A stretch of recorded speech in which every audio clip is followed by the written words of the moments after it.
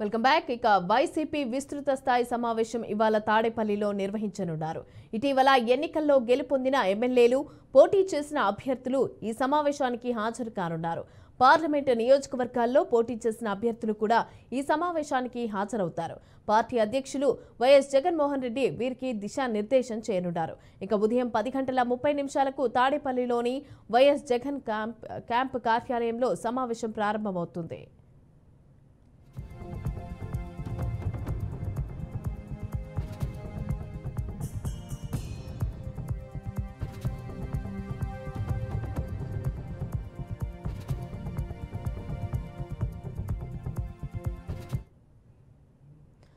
ఇదే అంశానికి సంబంధించి పూర్తి డీటెయిల్స్ మా ప్రతినిధి గుంటూరు నుంచి శ్రీనివాస్ మరిన్ని డీటెయిల్స్ అందిస్తారు.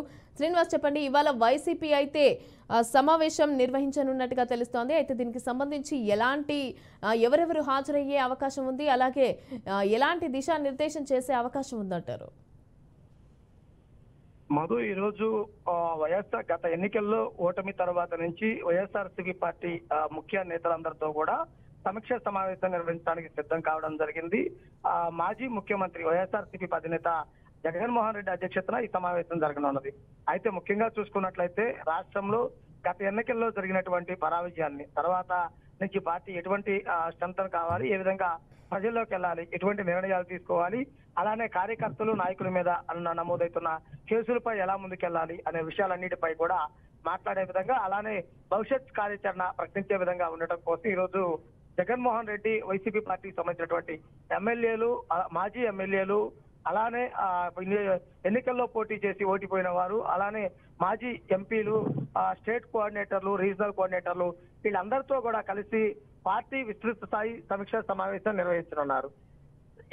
అంటే ఈ ప్రభుత్వంలో రానున్న 5 సంవత్సరాల కాలంలో ఎలా ప్రజల్లో ఉండాలి, ప్రజల్లోకి ఎలా వెళ్ళాలి, గతంలో మనం చేసిన సంక్షేమ అభివృద్ధి పథకాలు ఎందుకు ఫెయిల్ అయ్యాయి, ఎలా ప్రజలు మనల్ని తిరస్కరించారు అనే విషయాలన్నిటిపై కూడా అప్డేట్, అంటే జరిగిన విషయాలు, జరగబోయే విషయాలన్నింటినీ కూడా పూర్తిగా చర్చించే దానికోసమని ఈ రోజు సమీక్ష సమావేశం నిర్వహిస్తున్నటువంటి పరిస్థితి ఉంది. అయితే ముఖ్యంగా చూస్తే ఎంతమంది, ఎన్ని నియోజకవర్గాలకు పోటీ చేసిన వారు ఎవరెవరు హాజరవుతారు, ఎవరెవరు డుమ్మా కొడతారు, అసలు మంత్రులంతా కూడా ఓటమి చవిచారు. గతంలో మంత్రులుగా పనిచేసిన వారు ఎక్కడా కూడా ఒక పెద్దిరెడ్డి మినహా ఎవరు విజయం సాధించిన పరిస్థితి లేదు. మిగిలిన వారంతా కూడా ఓటమి చవిచారు. వీళ్ళందరూ కూడా హాజరవుతారా, వీళ్ళందరూ వైసీపీ పార్టీలోనే ఉంటారా, లేదు అనుకుంటే కనుక బయటకు వెళ్తారా అనేది ఈ రోజు వైసీపీ పార్టీ నుంచి క్లారిటీ వచ్చే అవకాశం ఉంది. అంటే జగన్ తో సమీక్ష సమావేశం అంటే తప్పనిసరిగా పార్టీకి సంబంధించినటువంటి ప్రతి ఒక్కరూ హాజరు కావాల్సిన అవసరం ఉంది. హాజరవుతారా లేదనేది కూడా వేచి చూడాల్సిన పరిస్థితి కనుక ఉంది.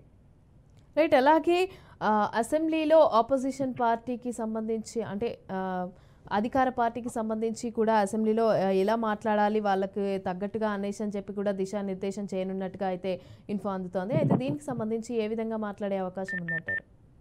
అంటే ప్రధానంగా చూసినట్లయితే కనుక అసెంబ్లీలో వైఎస్ఆర్సీపీ అజెండా ఏ విధంగా ఉండాలి, వైఎస్ఆర్సీపీ అజెండాతో ఏ విధంగా ముందుకెళ్లాలి, అంటే ప్రతిపక్ష హోదా కూడా రాని సమయంలో ప్రభుత్వం వైపు నుంచి ఏదైతే తెలుగుదేశం పార్టీ కానీ, జనసేన పార్టీని కానీ వీటి నుంచి ప్రజల్లోకి ప్రజల మాటను ఎలా బయటకు ఇవ్వాలి, అలానే అసెంబ్లీలో ఎదురయ్యేటువంటి ఘోర అవమానాలు వీటన్నిటినీ కూడా ఎలా తట్టుకోవాలి, ఎలా నిలబడాలి అనే విషయంపై కూడా గెలిచినటువంటి 11 మంది ఎమ్మెల్యేలకు కూడా స్పష్టం చేసే అవకాశం ఉంది. అసెంబ్లీకి వెళ్ళిన తర్వాత తమ ఏ విషయాలు ప్రస్తావన చేయాలి, ఏంటి అనేది కూడా క్లారిటీ ఇచ్చే అవకాశం అయితే ఉంది. అంటే ముఖ్యంగా చూస్తే వైఎస్ఆర్సీపీ పార్టీకి సంబంధించి రాష్ట్రంలో భవిష్యత్ కార్యాచరణ ప్రకటనపై ఈ రోజు విస్తృత స్థాయి సమావేశం నిర్వహించనున్నారు. రైట్. Thank you Srinivas.